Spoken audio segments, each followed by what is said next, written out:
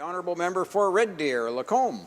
Well, thank you very much, Mr. Speaker. And as I sit here listening to the debate this morning, I can see that this is obviously a very passionate issue for a lot of members in the House. I want to thank my colleague across the way who I've got to know through committee work and a little bit of work outside of normal duties. I totally respect this individual. I respect his right to bring this bill forward and have it discussed. I do personally wish that we weren't having this discussion because I do believe that some of the legislation and the proposed changes that were there are going to have a potential impact on the constituents that I serve. But I want to thank him for at least it's a very courageous thing, and I mean this with the greatest of respect, for particularly a new member of Parliament to bring forward such a what I consider to be a very large and ambitious piece of private members' legislation, and he can be commended for that.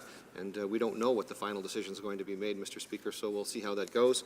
I want to thank the Parliamentary Secretary for just bringing forward a very respectful position, I'm assuming on behalf of the government, on how they're going to proceed in dealing with this. Mr. Speaker, I'm going to go into some examples of this bill. I don't disagree with all parts of this bill. The question that I have, though, is not the intended consequences. It's always the unintended consequences, and that's what I'm going to get at. So the bill is quite large in its scope. It deals with shark finning. Mr. Speaker, we've known from debate in previous parliaments that Canada already does, through its current practices and so on, not allow in our own waters, and we do not allow through importation, through our regulatory regime, the fins from sharks that have been finned. However, if it is the will of this House at some particular point in time to pass that legislation, I would not be personally affected. In fact, as somebody who's as a zoologist, the fisheries and aquatic sciences degree, I understand the importance of the ecosystem and understand the whole web of the food chain, and of course knowing that a top predator is always welcome in the system, and understanding that we don't want to have the extinction of any species through these harvesting practices. So it would be something that I would at least be open-minded to. It would be something that I could have dealt with. Had the bill only dealt with that aspect of things, I could have maybe found my way to supporting it at some point in time. The bill also goes on to talk about dog and cat fur. Now, this is a heartstrings amendment. So what people are thinking about is their little dog at home being used in some way or form for its fur at some particular point in time. Well, I can tell you, Mr. Speaker, as a pet owner, as somebody who's been a dog owner, both as a youngster growing up on a beef farm in central Alberta, where we use dogs quite differently, by the way, on the farm. Our dogs on the farm were work dogs. We loved them, we respected them, and they respected us. But that was a completely different relationship with our blue heelers and our other dogs that were working on the farm, helping us herd cattle, helping us protect our assets and so on. That was a completely different relationship. When our dogs behaved and performed well, they were rewarded. When they were out of line and needed to be corrected, we used appropriate methods to correct the behavior of our dogs. This is something that you learn in any dog training school or whatever the case might be. But that's a far cry from my little lap dog, because now I live in town. Regrettably, there wasn't enough room on the farm for all of us kids. But I live in town now, and we've got a little lap dog, and that is a completely different relationship that we have with that dog than the dogs that I had growing up on the farm. So no, I would not want that to happen. But I am in control of that, Mr. Speaker, because I am the dog's owner, I am the dog's master, and I can decide whether or not that animal wants to end up in some type of other situation. I have that ability and I have that responsibility, and I do take care of our family dog. I don't know any family that doesn't love their family pet. She's part of the family. And if she's watching, she won't understand a thing I'm saying, but she'll at least see me on the screen. None of us do. But I'm very, very concerned about this bill trying to tell or trying to quantify and make everything homogeneous. It just assumes that every animal is like, like in the experience that we have. For example, if you've only lived in town, and I'm not saying this in a derogatory way in any way, shape, or form, but if you've had a pet dog your whole life and it's been a lap dog, you have a very different worldview, potentially, of your pet animal than somebody who might be working on a farm. And that's my only point in bringing this up, Mr. Speaker. I'm also a hunter and an angler. I have spent years of my life training, like I said. I have a zoology degree in fisheries and aquatic sciences. I have a conservation law enforcement diploma. I've spent years researching fish. I've spent years working as a conservation officer, protecting the environment, protecting wildlife, conserving our resources, and I'm very, very proud of that history and past that I've had. And I can tell you that the vast, vast, vast majority of people that I work with in this community are the most ethical, responsible people you've ever met. And when they see this piece of legislation and they see clauses in the bill that says anybody who kills either recklessly or violently or brutally in the legislation. They're going, so if I catch a walleye and I want to take it home and feed my family and I bonk it on the head in the boat, does that mean I'm going to go to jail? Well, the sponsor of the bill would have us believe no, and I believe his intention is for that to be no. I do believe that's his intention. But do we know that for sure? And I'll give you an example, Mr. Speaker. I'll give you an example. Animal rights activists use every opportunity that they can to advance their agenda. That's fine. That's their ability. That's their right. They can do that insofar as they want. They can do whatever they lawfully can, and they're entitled to that. We're a free, open society, and they have that right. But I'll give you an example of how these things can go sideways, and it actually pertains to the agricultural sector. We know that cameras get put in livestock facilities from time to time. They get brought into slaughter facilities from time to time in an effort to advance an agenda. Sometimes they do good, sometimes they do not. But I can tell you, in no uncertain terms, that I've had numbers of constituents who have come to me having documented people who they know are stalking their farms. They are driving their vehicles up, parking lawfully along the edge of the road, photographing and documenting farming practices.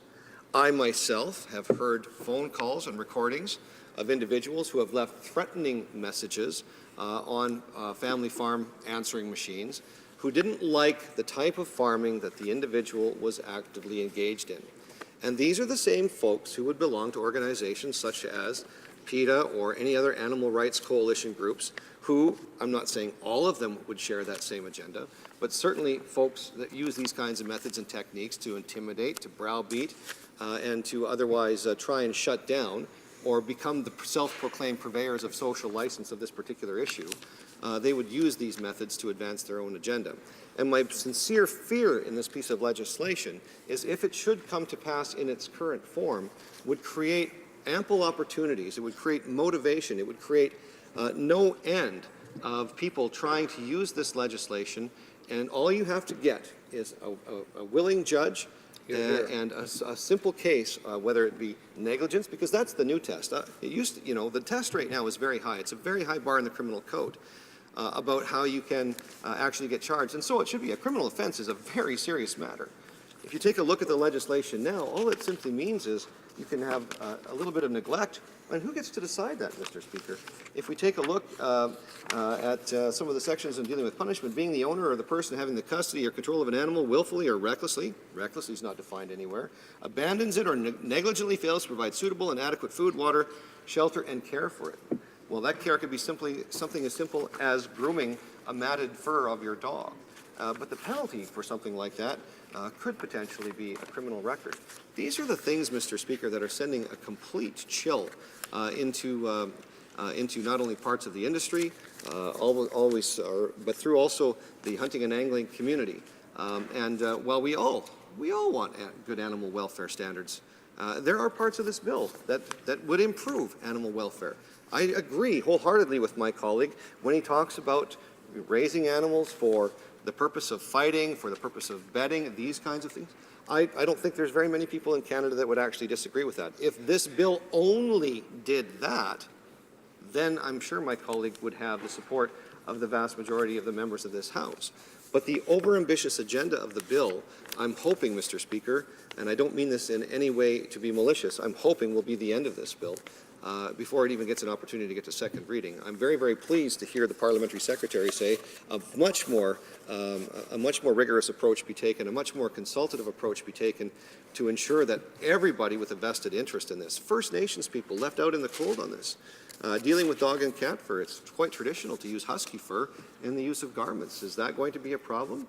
I don't know if that's going to be a problem with this piece of legislation or not.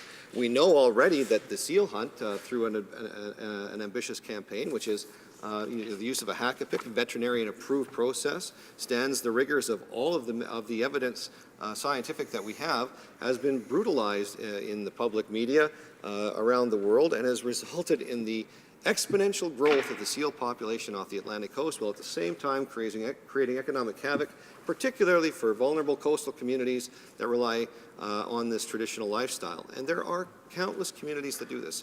Farmers, ranchers, people who live off the land. There are people, and they're not just First Nations people, that live off the land, and they want to be assured that all members of Parliament in this House understand the gravity of what could potentially be at risk here.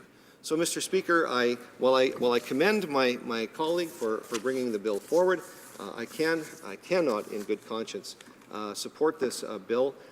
We had discussions. I should mention he honorably came, sat down with me, and talked to me because he knew my feelings on this.